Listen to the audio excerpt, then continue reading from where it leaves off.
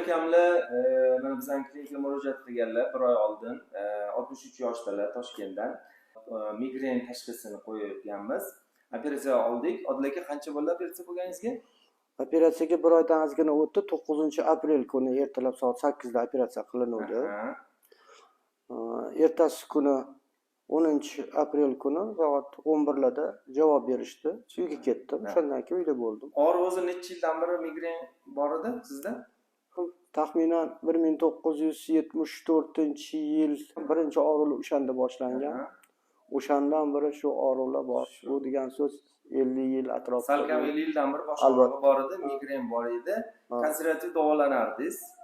Nima ichdingiz? Bu suma migren analgin demidrol ukol qilishardi. O'sha kelib qoladi. Skorilar chaqirilardi. Yoshligimda chaqir qilib qolardim, dodlab. Faqat O'zbekistonda emas, hattoki shu armiyaga harbiy xizmatga borganda yuqorida ham aytdim. Odessa shahrida doktorga borganman. U yerda ham xuddi shu migren, nevrologik migren degan shaqiqani qo'yishgan. Undan tashqari yana tabiblarga borganman. Tabiblar ham shu o'zimizda milliy tilda aytganda o'zbek tilida shaqiqa deyiladi ekan. Shu shaqiqa diagnozini qo'yishgan. Asosan og'riq bosh qaysi qismida bo'lgan? Endi asosiy og'riq ko'pincha mana shu yarim palla o'ng tomonida bo'lardi, lekin shunaqa bo'lardi bir paytda chap tomoni ham. Lekin hammasi barobar og'rimasdi. Faqat yarmisi og'riydi. Shu ko'zni qovog'i bilan ko'zga bir sanchib, yoshlanib, ko'zdan yosh oqib, shunaqa og'riq beradi. Oxirgi yillarda 1 oyda necha kun og'riq bo'ladi? Oxirgi paytda uzilasiga 1 oydan oshiq ham og'rib ketib qoldi. To'xtashni boshlamadi keyin. Taxminan 3 oy to'xtamay og'rishni boshladi. O'shandan keyin majbur bo'ldim, qidirib kelib shu yerga keldim.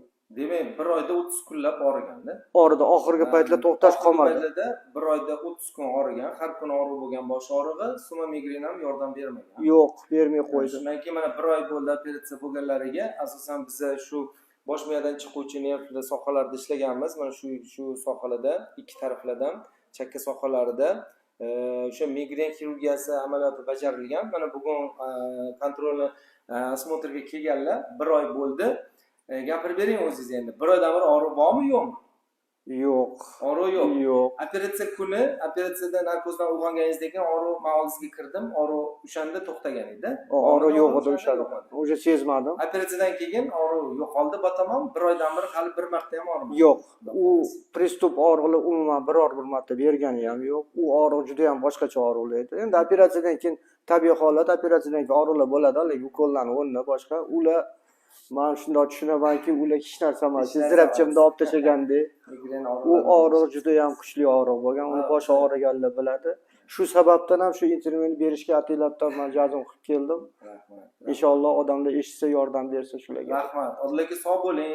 Boshingiz hech ham og'rimasin, dard ko'rmang. Rahmat. Oxirgilari shu yerda me'dasida qoldirdingiz bosh og'riqlarini. Bundan buyog'iga bosh og'risiz yashang. Sog' bo'ling aka.